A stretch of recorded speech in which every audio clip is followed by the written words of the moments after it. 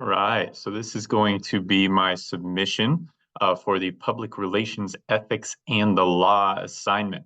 Originally, I was going to try to do this video on a website called Flip, or what used to be Flipgrid, um, but it wasn't working for me, and I recorded the entire thing and lost it all. So I'm going to try it instead, uploading as a YouTube video. So we'll see how that goes. All right. So I'm just going to kind of work my way through these questions one by one. The first one was research the relevance and applicability of laws as it relates to ethics in your own workplace. So this was kind of interesting, especially being a teacher where ethics are a huge part of our job and a huge consideration.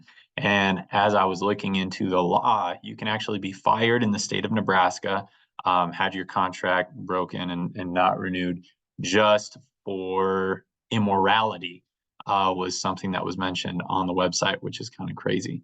Um, Immorality seems like such a broad term that's changed a lot over the last human history. You know, what's considered immoral has been really, really different. I mean, time was you wouldn't have been able to have tattoos as a teacher. That would have been considered immoral. And obviously, that's not the case anymore.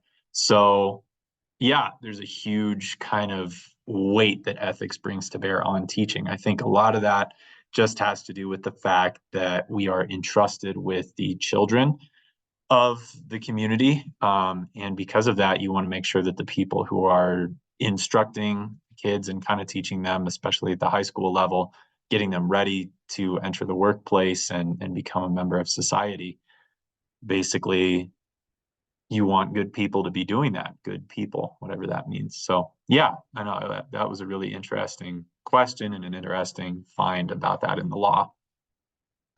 Number two was, how do ethics play a part in public relations? And how does this impact a person, organization, country, and the world?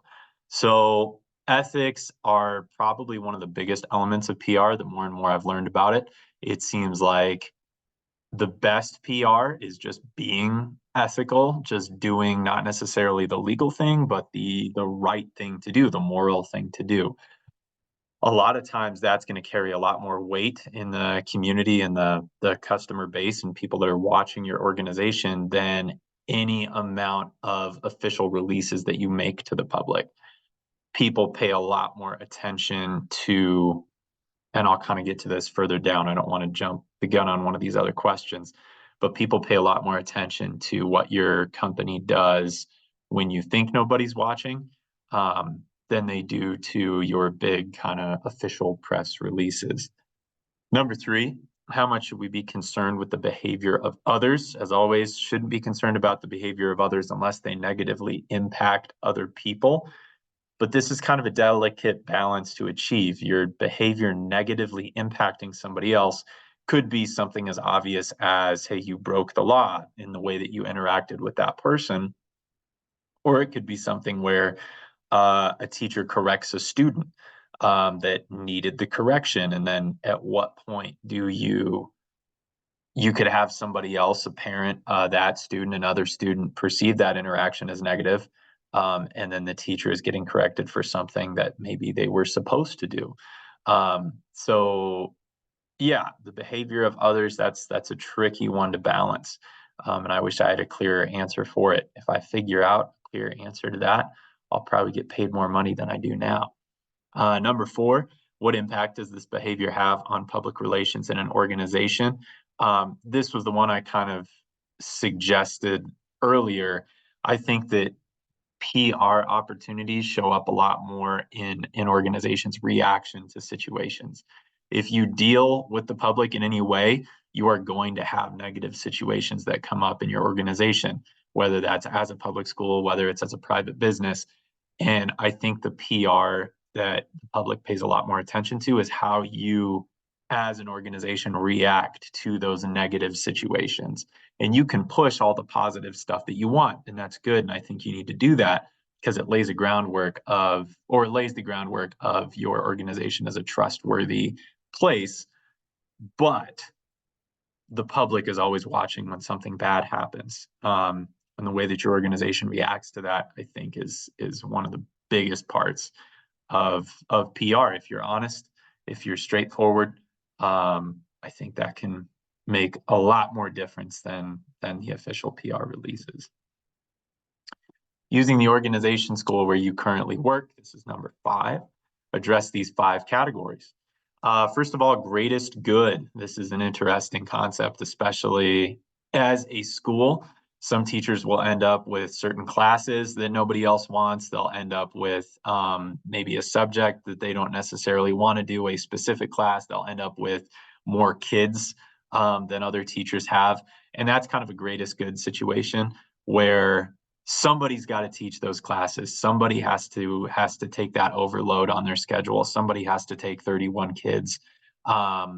It's not something you want to do, but you know it has to be done for the greatest good of the other teachers in your building that don't have to take those classes, but also for the students who need those courses.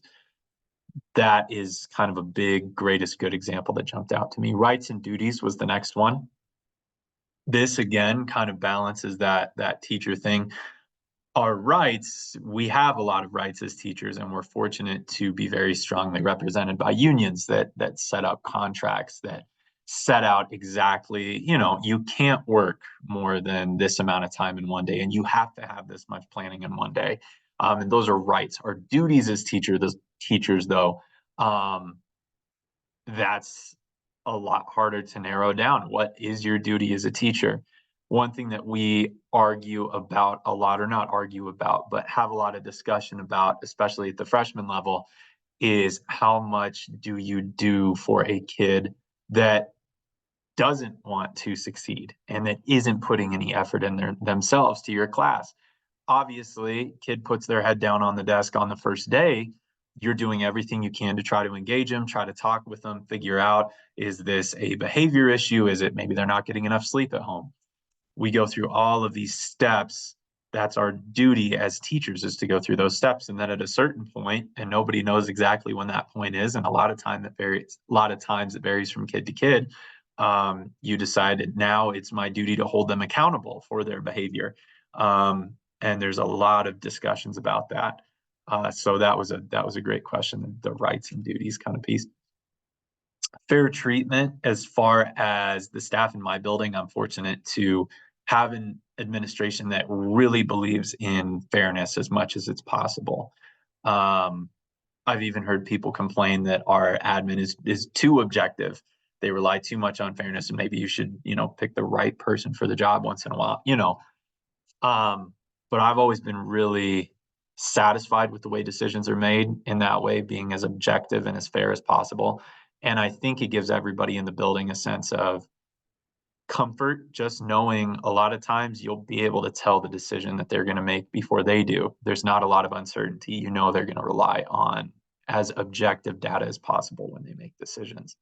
Virtues, again, teachers are held to a very high standard, and probably a higher standard than a lot of other professions, just because we're with the general population's children and we're supposed to be showing them how to succeed in society. At least I believe that's kind of the point of school.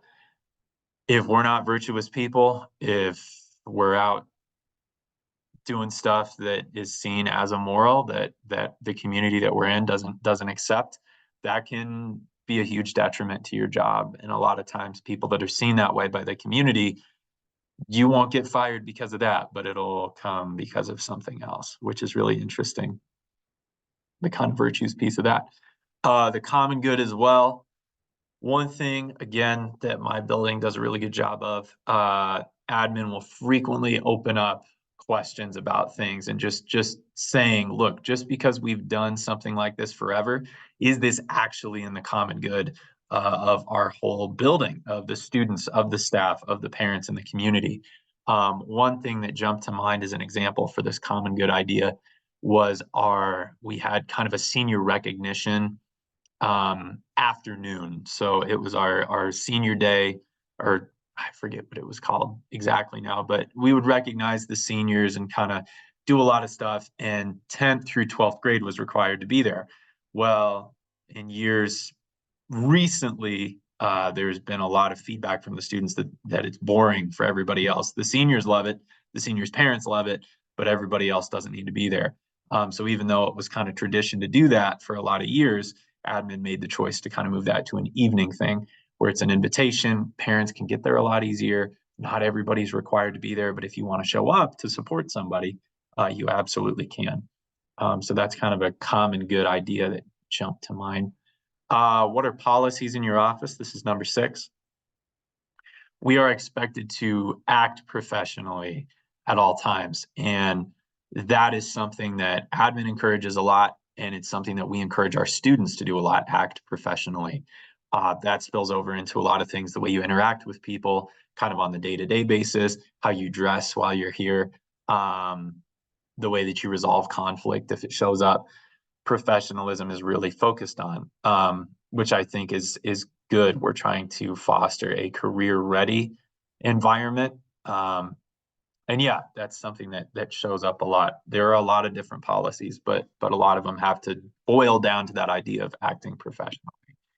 Number 7, what is the protocol if any of these things happen?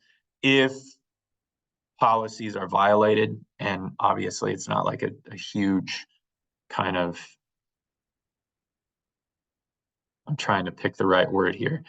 As long as it's not a huge rights issue where like a major contract is broken, if it's just a small policy thing, a lot of the time admin will just come down and have maybe a quick conversation with that teacher and just say, hey, this happened. This is why it can't happen again. And what can I do to make sure that it doesn't, right? Not always the most fun thing, but usually it's just a really quick conversation. Might be an email, but they like to do things face to face as much as possible. If it's more severe or a repeated offense where the teacher just ignores the conversation and keeps doing the same thing, keeps breaking that policy, it becomes an issue of insubordination, and then it can lead to a teacher being placed on an improvement plan. Number 8, our last one, how do public relations play a part in how we conduct ourselves as global stakeholders in the decisions that are being made? This is a huge, huge, huge question, but I kind of boiled it down just to one sentence or kind of one quick idea. Every action we make as teachers has the potential to be a positive or negative PR opportunity. I've seen teachers being filmed doing really incredible things when they didn't know they were being filmed. And I've seen teachers being filmed doing really awful things when they didn't know they were being filmed. As a teacher, for better or for worse, you're being watched all the time when you're at school, especially, but when you're out of school as well, even during the summer. If a student sees you out and doing something, they could just pull their phone out and start filming it, and it'll be out there for the whole world. And while that's a lot of responsibility to take on, I think it can be used for a lot of positive PR opportunities as well. At the end of the day, ethics shouldn't just be something that you do because other people are watching. It should be something that you do, rules that you follow because you believe it makes the world around you a better place, and it can make your own life better as well, even if it's not the most convenient, even if it's challenging at times. Ultimately, it's going to be the best decision for you and for the community that you live in. And that can blow up as big as the globe as well.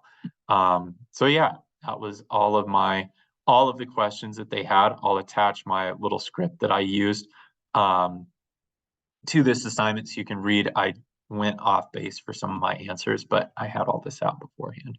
If you have any other questions, reach out and let me know.